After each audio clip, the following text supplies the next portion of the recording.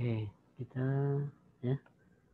Baik, selamat pagi semuanya ya. Pada pagi hari ini kita akan mempelajari terkait dengan ya patofisiologi ya, terkait dengan sistem pencernaan. Ini kelanjutan dari yang kemarin ya. Nah, ini ya. Pertemuan pada pagi hari ini kita akan mempelajari terkait dengan ya patofisiologi pada hati, empedu, pankreas. Nanti kalau ada waktu kita akan lanjutkan terkait dengan ya materi berikutnya. Oke, saya mengingatkan kembali ya bahwa patofisiologi itu adalah ilmu yang mempelajari tentang perubahan secara fisiologik akibat penyakit. Ya. Jadi patofisiologi merupakan integratif ya ilmu antara anatomi, fisiologi, biologi sel dan molekul serta kinetika ya, kemudian ada farmakologinya di situ dan patologinya. Ya. Sedangkan patologi itu sendiri adalah ilmu yang mempelajari tentang penyakit. Untuk di patofisiologi itu kita berfokus kepada mekanisme penyakitnya saja ya atau proses ya yang dilihat dari ya tanda dan gejala ya pada penyakit yang akan kita bahas pada pagi hari ini. Oke. Untuk konsep terminologi medis ya saya harap Anda tidak bosan-bosan dengan konsep terminologi medis ini ya atau istilah medis ya. Ingat ya, ada yang ada awalan ya, ada yang kata dasar atau akar katanya dan ada yang ada akhiran ya. Yang dikenal dengan prefix, root, suffix. Nah, untuk contohnya ini kemarin juga sudah saya sampaikan, namun saya mengingatkan kembali jadi materi ini ya. Materinya sudah saya upload. Silakan di-download. Apakah sudah bisa di-download? Belum bisa, Pak. Belum bisa. Khusus yang kodifikasi ini ya.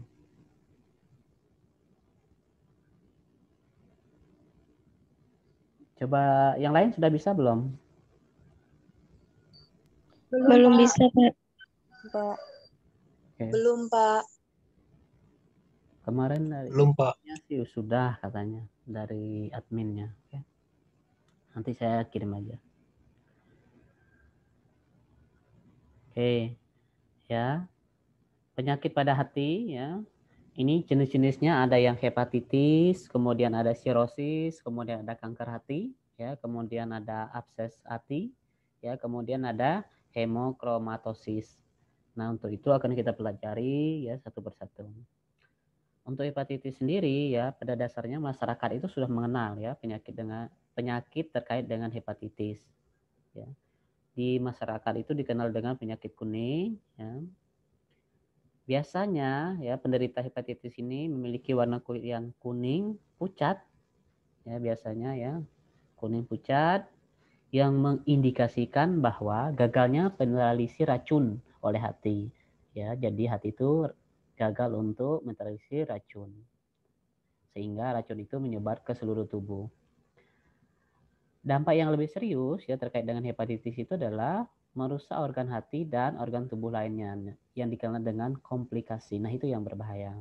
Ya. Hepatitis itu sendiri disebabkan oleh virus. Ya. Untuk kelompok virus hepatitis itu ada yang hepatitis A, ya, virus hepatitis A, kemudian ada virus hepatitis B, ya, kemudian ada virus hepatitis C, ya, kemudian ada juga yang virus hepatitis D, ya, kemudian ada yang E dan ada yang G, ya. Kemudian ya, selain karena virus penyakit pada hepatitis ini, ya, penyebab lainnya itu adalah infeksi organ hati itu sendiri. Ya. Kemudian ya sering atau ya berlebihan konsumsi alkohol. Dampaknya itu bukan 1 hari 2 hari, tetapi 10 tahun yang akan datang. Ya, yang konsumsi alkohol yang berat. Kemudian penggunaan obat-obatan. Ya. Nah untuk jenis obat-obatan ini terkait dengan ya obat-obatan yang merusak pada organ hati itu. Ingat tidak semua obat yang bisa ya menyebabkan terkait dengan gangguan pada hati, tetapi ada obat yang tertentu. Kemudian ada bahan kimia yang bisa menyebab kerusakan daripada hati itu sendiri. Ya, serta penjawab lainnya itu. Kemudian ya, orang yang mengalami hepatitis itu biasanya ya hatinya mengalami peradangan ya ataupun pembengkakan. Di mana ya penurunan ya fungsi hati itu. Ya, terjadinya penurunan fungsi hati. Ya, contohnya dia ya si hati ini akan ya menetralisirkan racun ke seluruh tubuh ya.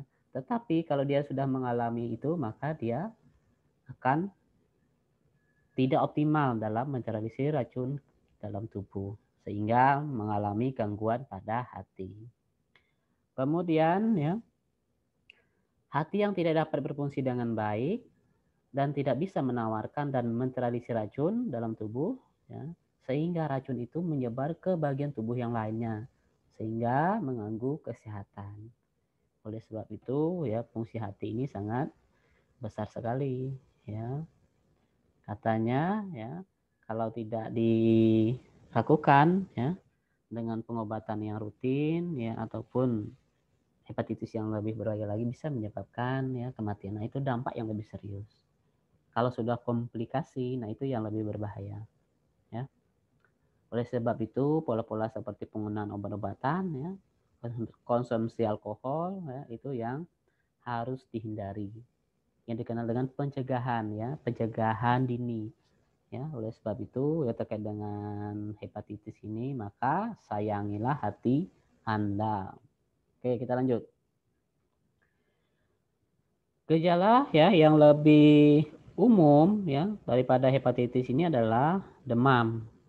Ya, ingat kalau demam itu bukan sakit ataupun bukan penyakit ya, tetapi itu dari gejala ya semua yang akan ya terkena penyakit ya, jenis-jenis penyakit dalam tubuh itu maka awalnya itu akan mengalami demam. Nah, itu terkait dengan reaksi tubuh terhadap benda asing atau patogen yang berkembang biak di dalam tubuh manusia. Kemudian yang kedua, ya, urinnya berwarna kuning kecoklatan, agak gelap. Ya, kuning kecoklatan tapi agak gelap. Ingat itu ya. Kemudian ada rasanya mual ya, kemudian perut terasa tidak nyaman, ya. Kulit dan mata warna kuning, ya. Orang yang mengalami hepatitis ini mudah lelah kok ya. Kemudian di bagian ya badannya ataupun lengan ya bagian daripada ekstremitas bawah ya itu mengalami pembekakan atau odem atau odema. Nah itu. Kemudian ya yang mengalami nyeri sendi. Ingat ya kalau Anda harus membedakan ya pada saat Anda capek itu juga akan mengalami nyeri ya nyeri sendi atau pegal-pegal. Nah itu berbeda dengan penyakit hepatitis. Penularan hepatitis ini sangat beragam ya, tergantung dari jenis hepatitis yang diderita. Secara umum, hepatitis ini dapat menular melalui penggunaan air yang terkontaminasi virus hepatitis. Ya. Kemudian dari makanan. Ya, dari makanan ini biasanya contohnya adalah makanan laut yang tercemar limbah. Nah, makanya ya penyakit daripada hepatitis ini ya bisa disebabkan oleh zat kimia juga. Ya. Kemudian makanan yang tercemar feses penderita hepatitis, nah ini dia. Ya maka ya sumber daripada kalau Anda punya sumur bor atau sumur gali itu ya, maka jarak dengan septic tank itu adalah minimal itu 10 meter.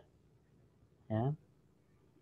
Kalau yang punya sumur bor atau sumur gali itu ya jarak antara sumur itu dengan septic tank itu minimal 10 meter. Nah itu. Ya. Kemudian hubungan seksual, nah ini ya yang suka ganti pasangan gitu ya. Kemudian atau yang suka jajan sembarangan, nah itu juga berbahaya ya. Kemudian terkait dengan transfusi darah juga ya, misalnya dari ibu ke anaknya pada masa kehamilan ya. Misalnya pada ibu yang mau melahirkan tetapi dia kekurangan darah, kemudian dilakukan transfusi darah. Nggak tahu sumber darahnya itu dari mana ya. Kalau di rumah sakit biasanya dilakukan screening dulu. Ya, itu yang lebih aman ya. semua orang kan bisa menurunkan darah. Kemudian dilakukan screening ya supaya terhindar dari berbagai jenis penyakit. Ya, sehingga tidak menularkan ke penderita ke yang melakukan donor darah itu ya. Tuh, yang menerima transfusi darah itu. Kemudian untuk menghindari terkena hepatitis sebaiknya Anda menjaga kebersihan lingkungan ya. Kemudian Anda terlebih yang berkaitan erat dengan air dan makanan. Kemudian tidak menggunakan obat-obatan sembarangan. Kalau Anda tidak sakit, ya jangan minum obat. Tuh, ya. Kemudian menghindari makanan ya yang mengandung zat kimia tadi ya dari makanan laut ya yang dekat dengan limbah itu. Biasanya ya seafood ya, makanan laut juga seperti jenis pokoknya dari makanan laut ya yang berbahaya ya, yang bisa menularkan penyakit hepatitis itu. Kemudian ya minuman beralkohol ya. Nah ini ya. Kalau di tempat kita ini kan itu kan hal biasa ya minuman alkohol, tetapi ya kalau sudah hal biasa itu saran saya tolong dihindari ya. Jangan berlebihan dan seterusnya. Kemudian tidak melakukan hubungan seks bebas ya, kemudian penggunaan ya peralatan sejenis jarum suntik secara bergantian ya. Untuk diketahui ya, untuk saat ini satu orang satu ya untuk suntiknya. Misalnya Anda melakukan vaksin ya itu satu orang satu, setelah itu udah nggak pakai lagi, nggak bisa ke yang lainnya. Itu. Kemudian dan yang paling penting adalah lakukan vaksinasi hepatitis sejak usia dini ya guna menekan risiko terserang hepatitis. Ya, pada Anda melakukan ikut posyandu pada usia balita kan dilakukan vaksinasi hepatitis ya. Itu. Supaya ya mencegah ya terserang hepatitis. Oke, sejauh ini ada pertanyaan?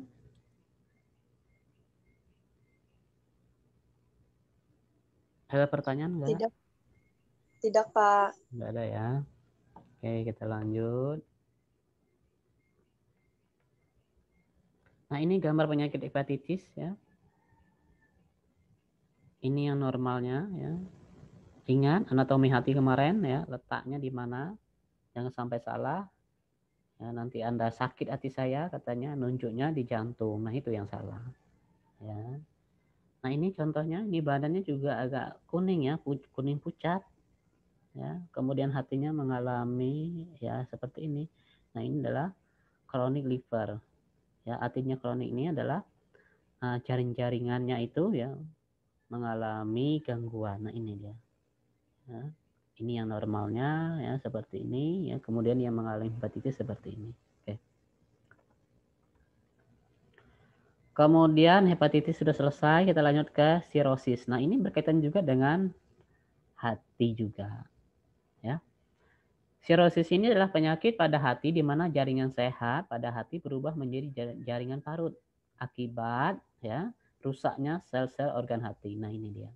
Ya, dalam jaringan hati itu mengalami kerusakan. Terbentuknya ya jaringan parut itu atau rusaknya sel-sel organ hati itu ya, maka menghambat peredaran darah di hati itu sendiri. Ya, yang nantinya akan berakibat rusaknya fungsi hati itu. Nah, itu tadi ya. Jadi fungsi hati itu mengalami gangguan. Untuk diketahui ya bahwa jaringan parut ini atau ya kerusakan sel-sel itu dalam hati itu prosesnya itu sangat lama, butuh waktu ya. Bukan sehari 2 hari. Ya, tidak ya. Tetapi ya pada saat terkena itu prosesnya ya lama ya. Kalau Anda misalnya salah satu penyebabnya kena virus tadi ya, walaupun gejala awalnya Anda lemah dan seterusnya ya, demam, itu kan gejala ya. Kemudian dilakukan pemeriksaan lab, diindikasikan mengalami penyakit hepatitis ya. Kemudian yang lebih parah nanti akan butuh waktu yang lama. Nah, itu ya. Makanya pada saat terkena itu bahwa sebelumnya kita akan mundur waktunya itu, menghitung waktu mundurnya bahwa ya penyebabnya ini ya sudah terjadi pada saat Anda bekerja di tempat misalnya dekat dengan limbah, ya, kemudian konsumsi minuman atau sumber airnya itu ya sudah tercemar limbah dan seterusnya, itu yang berbahaya. Ternyata sudah bekerja di itu ya 20 tahun yang lalu. Nah itu. Ya. Kemudian ya sirosis ini dapat disebabkan oleh konsumsi minuman keras. Ya, dalam hal yang secara berlebihan. Ya. Kemudian ya sirosis ini ya biasanya disebabkan virus hepatitis B dan C. Ya. Artinya sirosis ini adalah yang dapat merusak hati akibat daripada virus jenis hepatitis B dan C. Kemudian kalau sudah mengalami komplikasi ke organ yang lainnya, ya, terjangkit daripada sirosis ini, maka tidak dapat dipulihkan secara ya optimal seperti keadaan semulanya, tidak. Ya, tidak bisa dipulihkan ya keadaan semula. Untuk pengobatan ya biasanya hanya bertujuan untuk menghambat pertumbuhannya saja. Ya. Anda minum obat yang sudah mengalami sirosis ini lebih parah ya. Itu hanya untuk menghambat pertumbuhan daripada ya virus hepatitis B dan C secara berkembang biak yang pesat gitu. Dia hanya menghambat saja, itu sifatnya. Ya, menghambat ya perkembangan atau pertumbuhan daripada virus dalam hati. Kemudian ya, gejala yang lebih umum ya, orang yang terkena dengan sirosis ini seperti mual, kemudian nyeri perut. Nah, untuk nyeri perutnya ini berbeda dengan Anda yang mengalami diare, beda. Ataupun Anda yang mengalami sembelit itu berbeda. Ya, nyeri perut ini berbeda dengan penyakit yang lainnya pada sirosis ini. Kemudian mudah memar, ya, kemudian kehilangan nafsu makan, ya. Kemudian penurunan berat badannya secara drastis. Nah, ini juga ya merupakan gejala ya daripada sirosis. Ya. Untuk diketahui bahwa kalau sudah mengalami yang lebih ke arah yang lebih serius, ya, seperti hilangnya nafsu makan dalam jangka waktu yang lama, kemudian mengalami terjadinya penurunan berat badannya secara berlebihan atau secara drastis, ya, kemudian sering kram pada perut, ya, kemudian fesesnya berwarna hitam, kemudian anemianya, ya, muntah darah, ya, dan sebagainya. Nah, ini biasanya adalah gejala yang lebih lanjut ke tahap lebih seriusnya penyakit ini. Ya. Apakah penyakit sirosis ini dapat dicegah? Jawabannya iya. Caranya bagaimana? Kalau Anda yang pernah ya mengkonsumsi minuman keras, tolong dihindari sekarang, mulai dari sekarang, ya, mengurangi ya atau bahkan tidak mengkonsumsi minuman keras. Ya, kemudian menghindari hal-hal yang dapat pemicu ya hepatitis B dan C. Nah, ini contohnya minuman dan makanan yang bersumber ya atau makanan dan minuman yang sudah tercemar oleh zat kimia. Nah, itu. Ya. Kalau makanan seafood itu, makanan laut itu, ya, kalau tidak dilakukan pembersihan yang optimal, maka itu sangat berbahaya. Kalau tercemar, ya, kalau dia tidak tercemar, maka dia akan aman-aman saja. Oke. Kemudian ini gambar sirosis. Nah, ini, ya, ini yang sirosisnya, ya, hati ya sudah mengalami sirosisnya. Kalau ini yang kroniknya yang mulai ya. Ini awalnya kronik hepatitis, ini dia sudah mengalami sirosis, ya. Kemudian ini sudah, yang satu ini sudah karsinoma, ini udah kanker hati. Nah, ini udah kanker hati. Dia kalau sirosis ini dia makan menuju kanker hati. Nah, ini. Ya. Kalau orang yang tiba-tiba diketahui sudah kanker hati itu padahal prosesnya itu sudah lama. Ya, kanker itu kan lama prosesnya. Tidak seminggu 2 minggu, tapi bertahun-tahun. Cuma ya, gejalanya ada yang ringan, ada yang berat, dia menuju kankernya itu. Ya, biasanya ya, kalau sudah dilakukan untuk bekerja aktivitas, ya itu sakitnya terasa hilang. Biasanya seperti itu kalau pasien-pasien itu mengalami sirosis ini. Kemudian kalau dia sudah tidak mampu menahan rasa sakit itu baru ya dia akan meminta pertolongan ke pelayanan kesehatan. Nah itu. Ya. Oke, kita lanjut ke kanker hati. Kanker hati ini adalah perkembangan sel ya, yang secara berlebihan di dalam hati. Sel kanker ini yang kemudian dinamai dengan kanker hati. Ya, jadi selnya itu berkembang biak di hati secara berlebihan, ya kemudian ya dinamai dengan kanker hati. Penderita kanker hati ini biasanya mengalami gejala seperti ya perut bagian kanan. Ingat kalau hati itu kan letaknya bagian kanan. Ya. Kemudian ya dia mengalami ya nyeri, ya, kemudian mengalami gangguan pencernaan, orangnya lesu, kemudian mudah lelah, ya. Kemudian sistem imunnya itu menurun, ya, sikit-sikit sakit, ya. Sakitnya ditandai dengan misalnya demam, ya, itu. Kemudian anemia, ya. Kemudian perutnya membusung, ya. Kemudian sering mual, ya, kemudian muntah dan diare. Nah ini, ya. Kanker hati ini dapat terjadi karena berbagai faktor, di antaranya penimbunan lemak pada hati. Nah ini juga, ya. Kemudian karena adanya konsumsi minuman beralkohol, ya. Kemudian adanya virus hepatitis. Nah ini, ya. Kanker hati ini ya bukan setahun 2 tahun, tetapi sudah lama, akan lama dia. Ya. Dia ini ya akan terjadi misalnya 10 tahun pada penderita hepatitis kalau tidak dilakukan pencegahan. Ya. Untuk diketahui bahwa kanker hati ini ada 2 jenis, ada yang primer dan ada yang sekunder. Ya. Pada jenis kanker hati yang primer, ya, sel kankernya itu berasal dari organ itu sendiri, ya, dalam hati itu. Dan ini yang sangat membahayakan. Sel atau kanker hati primer. Ya. Kemudian untuk diketahui kanker hati sekunder ini adalah yang sekunder ya penyakit pada organ hati, namun sel kankernya itu tidak berasal dari hati, yang melainkan dari organ lainnya yang terlebih dahulu, ya, kemudian dia menyebar ke hati. Ini artinya komplikasi dari organ lainnya ke hati, ya. Jadi yang primer itu sel kankernya itu berasal dari hati itu sendiri, ya, sedangkan yang kanker hati sekunder itu adalah sel kankernya itu berasal dari ya, organ lain yang sudah terkena kanker, kemudian dia akan menyebar ke hati, ya. Komplikasi penyakit lain ke hati, nah itu.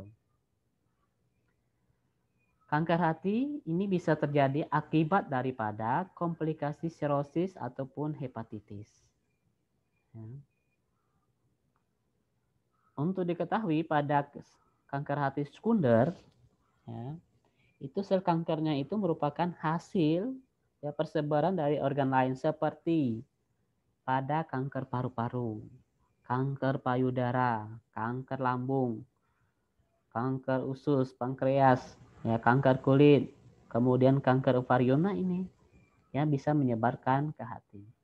Ya, sebetulnya bukan kepada hati saja, tetapi pada organ lain juga bisa. Namun ya kita berfokus kepada hati dulu. Ya. Oke, kemudian nih gambar ya daripada kanker hati. Ya. Ini hati, kondisi hati yang sehat seperti ini ya. Kelihatan gambarnya? Ya. Kelihatan, Pak.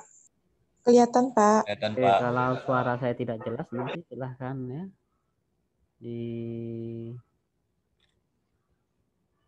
konfirmasi ya. Kemudian yang ini kanker ya, kanker hati. Lihat perbedaannya sangat jauh ya. Ini yang sudah menjadi kanker hati. Ini yang berbahaya. Kenapa? Fungsi daripada hati itu kan tidak optimal. Ya. Sehingga menyebabkan kematian. Nah ini. Nah, mungkin kan hatinya dilakukan operasi, kemudian dipotong. Nah, itu tidak akan terjadi. Kemudian diangkat hatinya, ya itu yang tidak akan terjadi ya. Kalau sudah kanker ya udah. Ya. Tetapi kalau Anda akan berusaha untuk melakukan pengobatannya itu, ya maka ada jalan keluarnya. Ya. Paling tidak menghambat pertumbuhan sel kanker itu. Ya. Oke, kemudian ya, kita lanjut ke abses hati. Abses hati itu sendiri ya akibat adanya infeksi jamur, kemudian parasit ataupun bakteri. Ya. Abses hati ini ya yang dikenal dengan nanah pada organ hati itu ya. Bahasa medisnya itu abses ya. Bahasa awamnya itu adalah nanah. Oke. Penyebab abses hati ini beragam, bisa terjadi karena infeksi saluran empedu.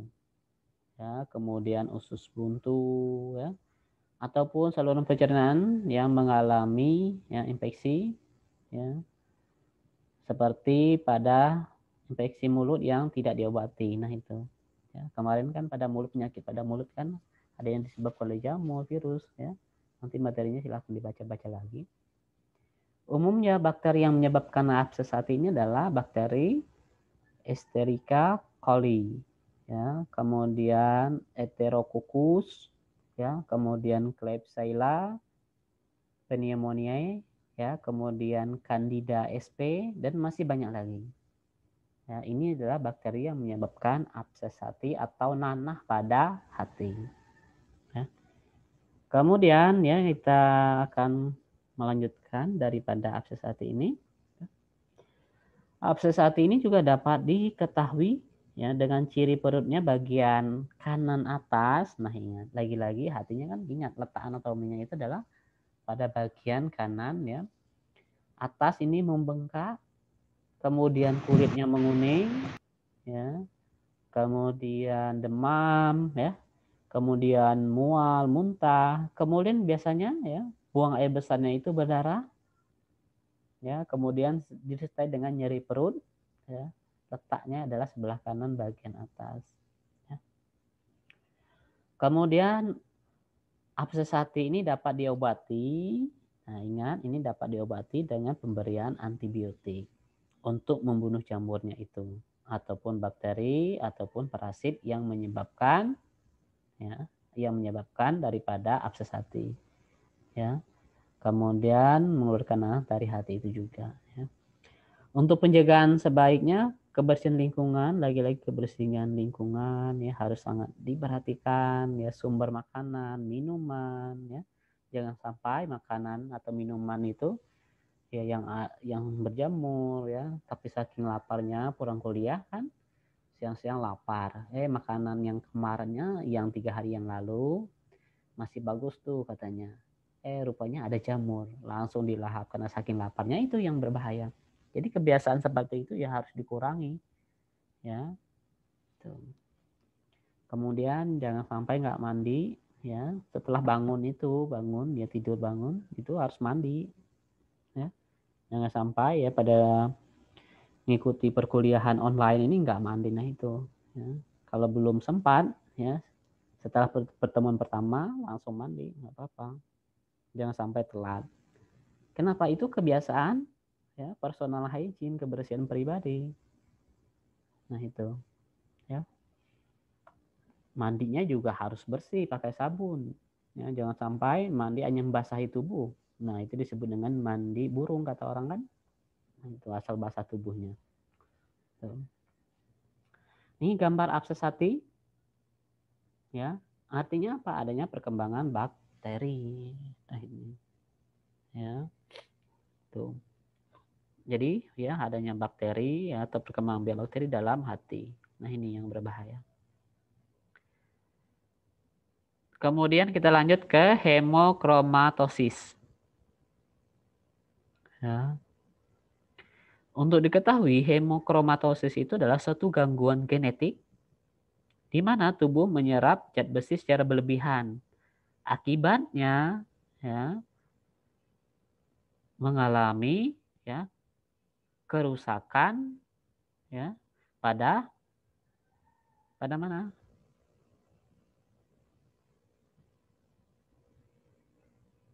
Ayo, pada mana ini hemokromatosis ini?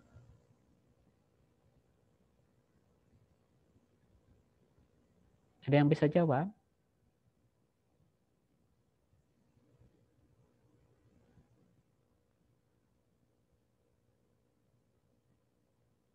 Pada hati. Tetapi ya, gangguan genetik ini membuat tubuh menyerap hati berlebihan, menimbulkan berbagai organ tubuh seperti jantung, hati, dan pankreas. Nah, artinya apa? Hemokromatosis ini penyakit yang bersifat eksternal, ya.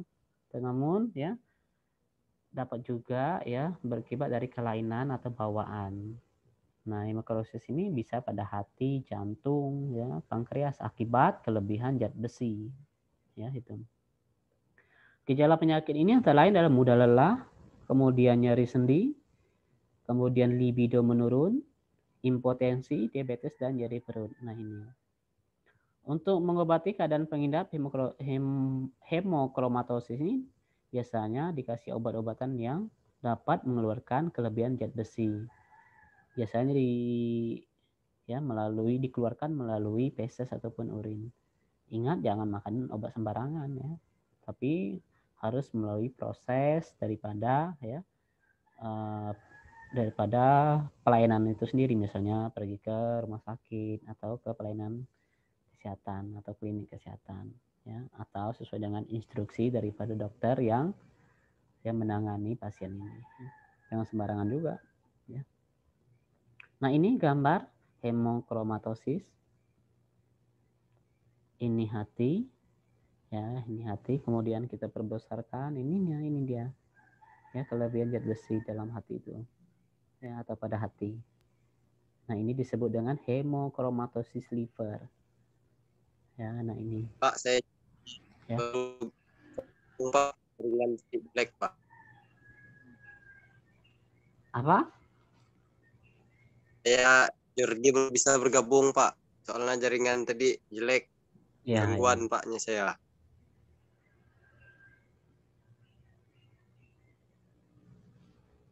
Oke, kita lanjut ya. Kemudian kita lanjut penyakit pada empedu. Ya. Penyakit pada empedu umumnya adalah batu empedu. Nah, untuk mencegah tidak munculnya penyakit batu empedu ini, tentu saja perlu dilakukan berbagai tindakan. Bagi mereka yang berisiko tinggi terkena penyakit batu empedu ini, maka ya perlu mengkonsumsi makanan yang mengandung lemak tak jenuh. Ya, terus makanan yang mengandung ya atau mempunyai serat ya. Dan tidak lupa melakukan olahraga secara teratur. Ya. Setiap harinya. Nah, ini ya. Ini hal-hal yang berkaitan dengan pencegahan daripada penyakit pada empedu. Batu empedu itu sendiri adalah batuan yang kecil yang berasal dari kolesterol. Dan dia itu terbentuk di saluran empedu manusia. Maka disebut dengan batu empedu. Hampir semua ya, kasus orang yang penderita ini ya, batu empedu ini tidak akan menimbulkan gejala apapun. Namun terkadang batu ini akan menyumbat daripada bagian ujung empedu itu sehingga akan memicu rasa sakit dan mendadak yang cukup hebat. Ya, rasa nyeri yang hebat ya secara mendadak. Nah, ini biasanya kalau sudah ada batunya itu. Dan nyerinya itu disebut dengan nyeri kolik. Ya. Dan itu dapat bertahan selama hitungan jam. Ya, kalau sudah berjam-jam itu nyerinya yang sangat sakit. Bahkan ya penderitanya itu bisa pingsan kalau nyeri yang berlebihan atau nyeri yang berat. Nah, ini penyebab batu empedu ya akan kita lihat. Yang pertama itu ada faktor usianya. Umumnya ya penderita itu beratas atau di atas usia 40 tahun. Ya, jadi 40 tahun ke atas. Kemudian jenis kelamin, katanya resiko wanita akan terkena penyakit empedu lebih tinggi dibandingkan pria. Ya, terkait dengan apa? Aktivitas.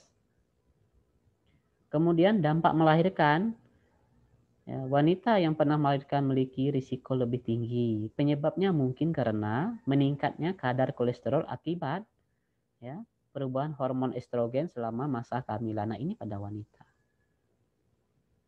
Kemudian pengaruh berat badan. Ya. Risiko Anda akan meningkat jika mengalami kelebihan berat badan, obesitas, ya, hingga penurunan berat badan yang drastis. Nah, ini juga bisa penyebab batu empedu.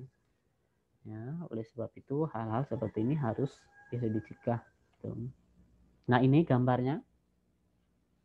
Ya, ini di empedu ya. Ini adalah gambar di empedu batunya ini. Ya.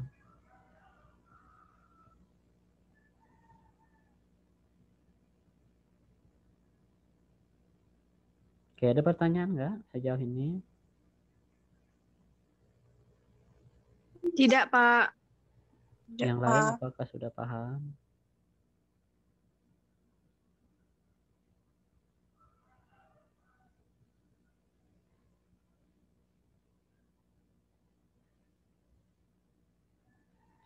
Oke, kalau nggak ada kita lanjut lagi. Ya, ini penyakit pada pankreas. Ya. Untuk di pankreas, ya, itu ada pankreatitis, kemudian kanker pankreas, kemudian ada insulinoma, ya, kemudian ketoasidosis diabetik, ya, kemudian ada hipoglikemia. Oke, kita akan bahas ya. Untuk pankreatitis itu sendiri adalah sering disebut dengan inflamasi pankreas atau peradangan pada pankreas, ya, dikenal dengan pankreatitis. Ya. Penyakit ini serius terjadi pada kelenjar pankreas yang menimbulkan rasa nyeri, ya, di mana enzim pankreas itu diaktifkan secara prematur. Ya. Biasanya untuk pankreas itu bisa dibedakan menjadi dua bagian atau dua jenis. Yang pertama itu ada pankreatitis akut pada pankreas. Ya, kondisi ini terjadi karena tercemarnya ya, organ tersebut oleh enzim-enzim sendiri, khususnya enzim tripsin. Kemudian ada pankreatitis inflamasi. Kalau dia inflamasi ini maka ditandai dengan kehancuran secara anatomis dan fungsional yang progresif pada organ pankreas itu sendiri. Ya, ini terkait dengan ya jenis pankreatitis, ada yang akut dan ada yang inflamasi. Untuk diketahui bahwa gejalanya itu ada nyeri abdomen, ya, kemudian disertai dengan nyeri pada punggung yang disebabkan oleh iritasi dan edema pada pankreas itu sendiri. Kemudian rasa sakit ini biasanya ya munculnya rasa sakit ini pada bagian tengah hulu hati, kemudian rasa sakit tersebut biasanya tidak sembuh secara konsumsi untuk golongan obat-obatan seperti antasida. Ya, itu tidak. Kalau orang yang sakit mah ya.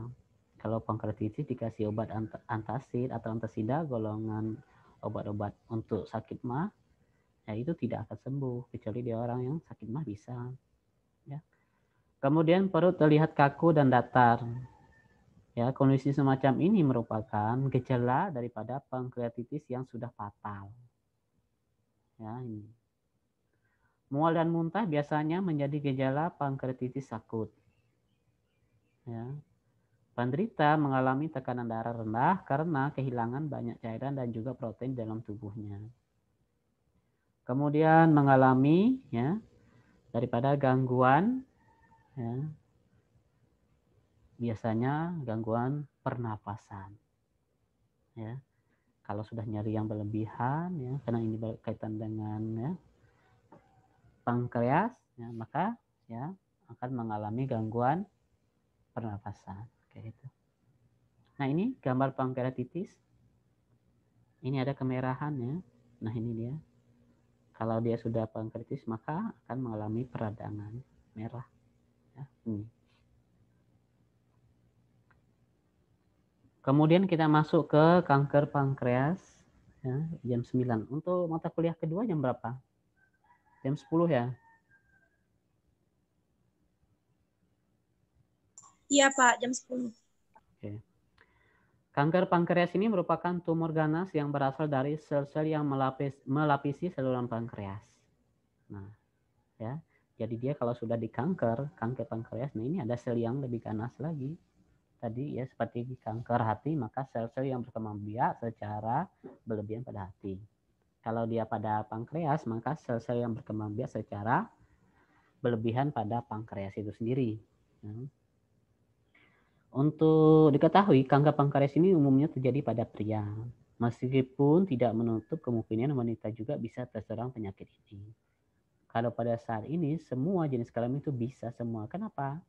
Ya, makanan kita, minuman itu ya enggak bukan alami 100%. Ya, sekarang artinya apa? Di desa juga sudah ada pembukaan lahan, ya kan? Lahan seperti sawit. Kemudian sawit itu kan dikasih pupuk, apalagi yang berdekatan dengan sumber daripada minumannya itu. Artinya apa? Sudah tercemar dengan zat kimia. Nah itu. Selain itu, ya, umumnya kanker pankreas ini juga menyerang orang-orang yang berusia di atas 50 tahun. Ya, itu. Tapi tidak semua di atas 50 tahun itu terkena kanker pankreas. Ya. Kalau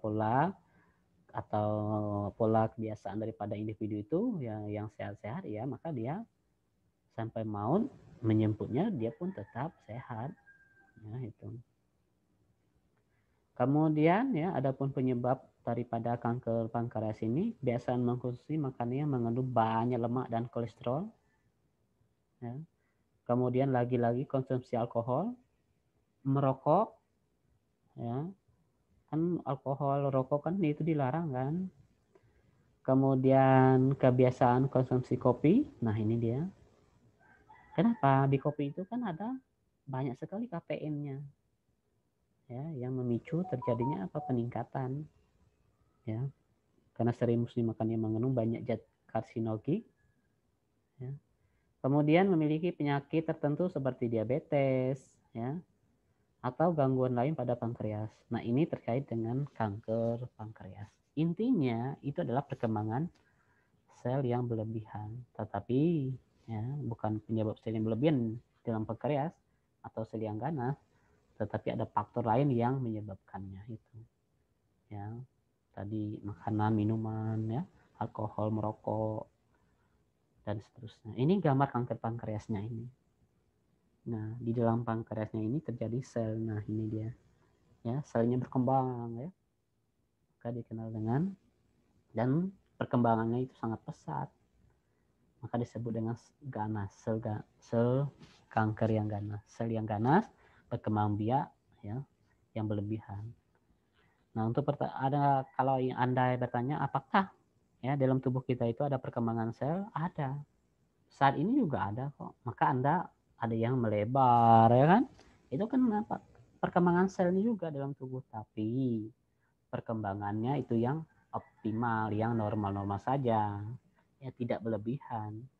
Ya, kalau dia berlebihan maka dia pada tempat tertentu. Kalau dia di pankreas maka selnya bertumbuh berkembang biak pada pankreas itu sendiri yang berlebihan dan ganas. Nah, itu biasanya maka dikenal dengan kanker. Tuh. Ya. Kemudian kita masuk ke insulinoma. Ya. Penyakit ini sebagai tumor daripada pankreas yang jarang terjadi di mana tumor tersebut mampu menghasilkan hormon insulin. Kenapa dia disebut dengan insulinoma? Karena berkaitan dengan insulin. Ya. Menurut penelitian ataupun dari hasil penelitian hanya 10% saja insulinoma yang sifatnya ganas. Ya. Hingga saat ini penyebab utama dari penyakit ini belum diketahui. Menurut hasil penelitian juga, orang yang berisiko terkena daripada insulinemia ini adalah pada penderita dengan neoplasia endokrin. Ya, tumbuh jaringan pada sistem endokrin itu. Tumor pada pankreas bisa menyebabkan hormon insulin yang berlebihan. Ya, jadi insulin itu akan keluar secara berlebihan. Nah, ini juga berkaitan dengan ya misalnya terkait dengan penyakit-penyakit yang lainnya seperti diabetes mellitus. Dengan kata lain, penderita insulinemia ini akan mengalami gejala hipoglikemia. Ya. Penderita insulinemia juga dapat mengalami gejala-gejala seperti sakit kepala, linglung, ya, kelemahan otot, ya, kemudian gangguan ya, penglihatan, ya, kemudian perubahan kepribadian. Nah, ini berkaitan dengan insulinemia. Ya.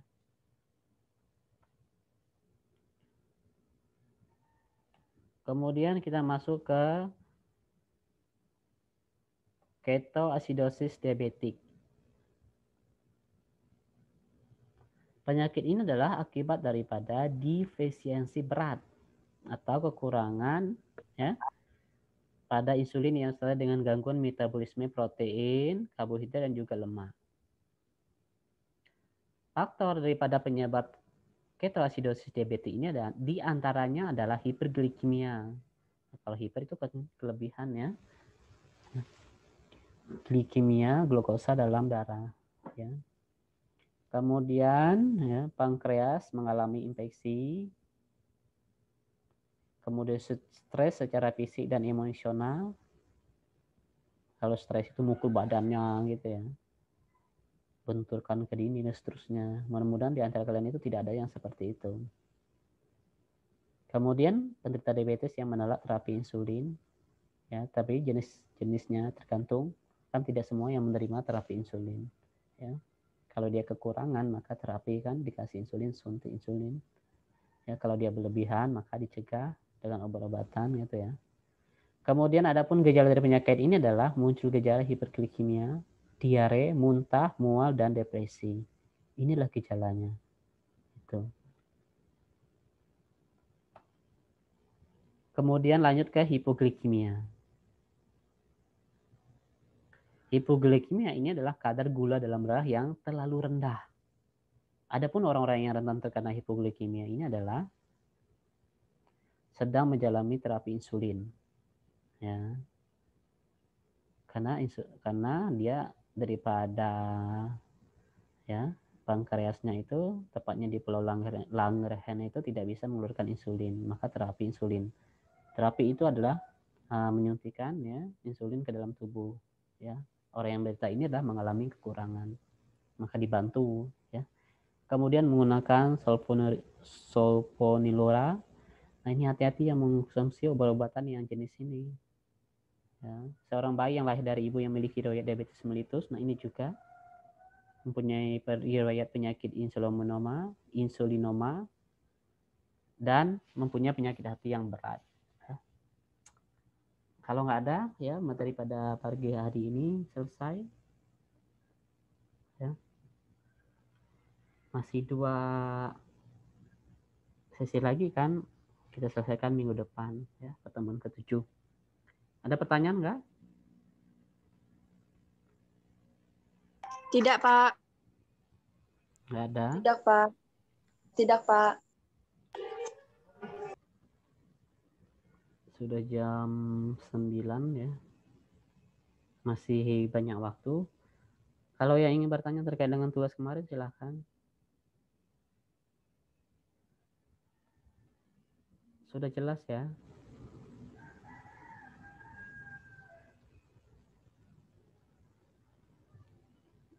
Oke, Valeria, Visi Lestari, Aprilia Putri, ya. Akan melihat terkendala jaringan.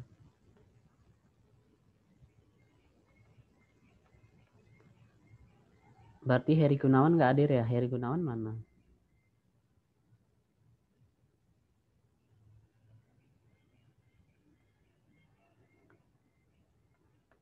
Nggak ada pertanyaan? Jelas ya? Nanti bertanya lagi lewat chat.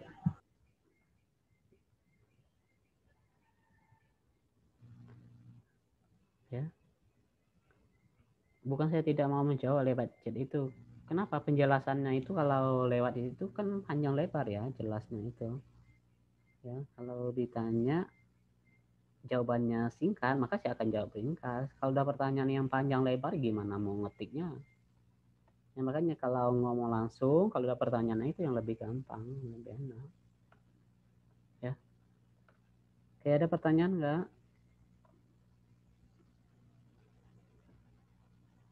Siap kalau mau. Ya, Pak. Yakin.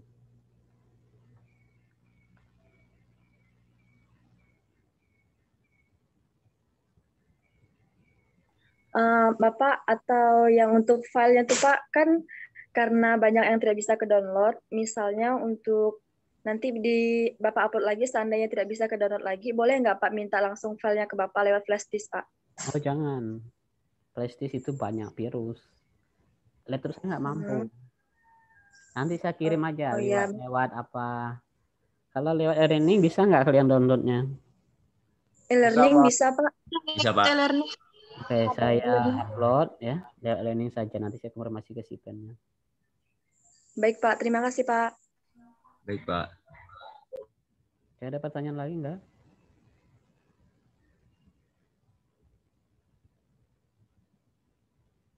Valeria Stefani, Dina Margareta, Aprilia Putri, Camelia ya. Nah ini kendala-kendala ini, apalagi jaringan kita ini kan sering gangguan ya. Lebih enaknya tatap muka. Ada pertanyaan lain enggak? Materi? Paham ya? Jangan lupa materinya dipelajari. Ya. Jelas ya? Jelas, Pak. Oke, Jelas, Pak. jelas ya pada pertemuan pagi hari ini ya. Saya rasa cukup sampai di sini ya. Kalau nggak ada pertanyaan. Saya tunggu lagi ada pertanyaan nggak?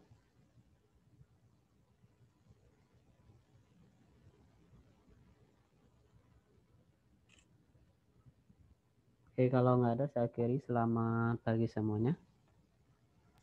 Selamat Pagi, Pak. Baik, Pak.